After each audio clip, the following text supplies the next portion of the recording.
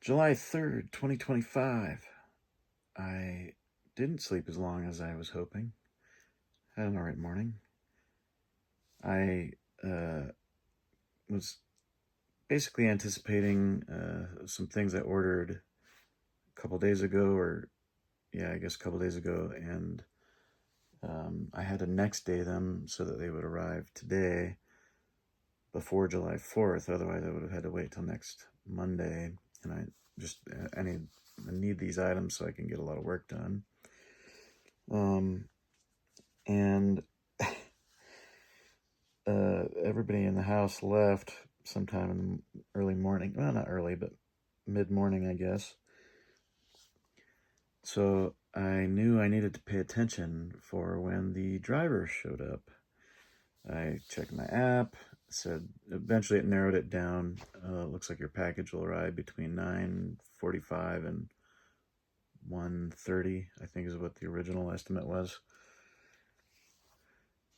So I committed to myself. I would not go to the bathroom. I would not take any phone calls. I would not listen to loud music.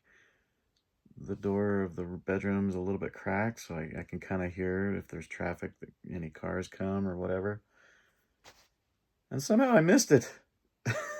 I don't know. I went up to get some breakfast, or I guess lunch, at around 12:30. And then I went and checked the front door just because. And half of my package was here. The reason I needed to wait is because I ordered two things. One of the items I needed to sign for. The one that I did not need to sign for was here already, meaning I missed the delivery.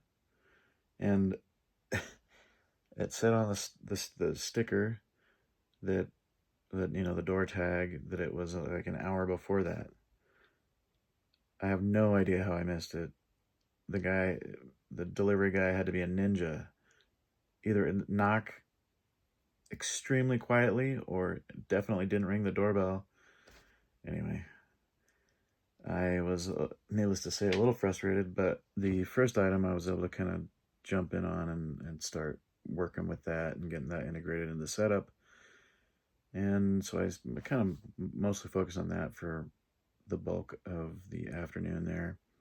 And then I headed down around 5 to the FedEx facility and got there a little early. The driver hadn't arrived back yet. So I went and got some In-N-Out. I haven't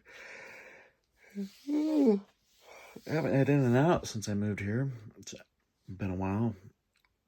I think the last time I had it was probably with Boyd. Maybe Christmas time. I'm not remembering exactly. Yeah, and then I was able to pick it up around 5:30, a little before the FedEx closed. I headed back to my storage unit, grabbed a few more things that I needed for it, the setup, and then finally made my way back here. And then the rest of the evening, I was spent working on this. It's a pretty complicated setup. There's a lot to it. And I still got a lot more to figure out. So that basically consumed my entire day. In general, not a bad day. It's kind of fun little annoyance, I suppose, but nothing too bad. So that basically is the day. What would be my deep thought of the day? I kind of preconceived a thought before cracking in on this, and I guess the story sidetracked me. Maybe it was related to the story?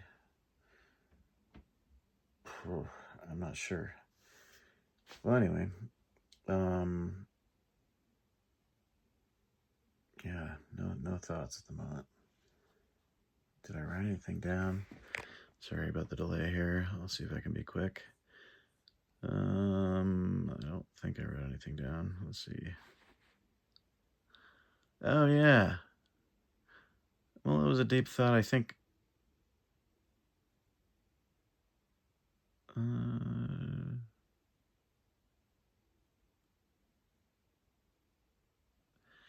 A deep thought I had from yesterday that I didn't address. I was watching Invincible recently, and I guess it occurs to me that the superpower of flying, I guess, over the years, you kind of, from all these Marvel movies and superhero movies, whatever, DC movies, you kind of get desensitized in a way to like the superpowers, and you kind of don't really, well, at least I'm just speaking for myself, I guess. Maybe whoever is viewing this, has a different experience with this, but I think I have kind of been desensitized to the superpowers. They're less fantastical to me, I guess, or awe-inspiring, and in a sense, I realized that watching some of Invincible, the main character is a character who can fly. I mean, among many of his other powers. I bizarrely kind of really started to try kind of imagine what flying is like and how incredible that sensation must be. And it was interesting to the degree that I guess I don't think I've had that kind of internalization of the concept of a human flying since I was probably young. I'm not sure I remember the last time I did that. And maybe that is a thing that, while it has been less conscious, my subconscious may have been still attracted to. And maybe that's why I enjoy stories about, superheroes that fly. I don't know. But it's not really a deep thought exactly. I just think it's interesting to think about what we think of.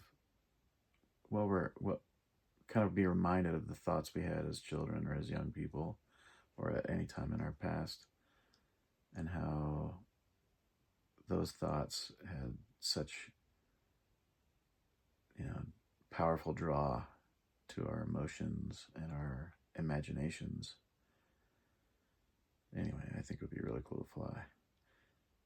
I don't know what kind of call to action that brings me to, other than, I don't know, think about a thing from your childhood or sometime when you were younger that you probably have a very different view of now, being a little more jaded and experienced in life, maybe just a little more, maybe not even jaded is the right word, but maybe desensitized from the commonality of maybe a thing that you experience a lot that you just didn't. I mean, an easy one to think of is driving.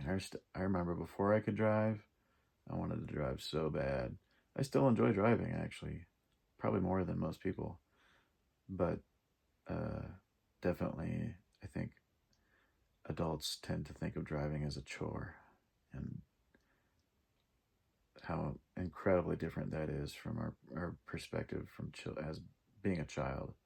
Driving, in a sense, represents flying, superhero flying. There, it's a type of freedom that's so incredible. Anyway, that's my call to action. Hopefully that makes sense. Hopefully you enjoy.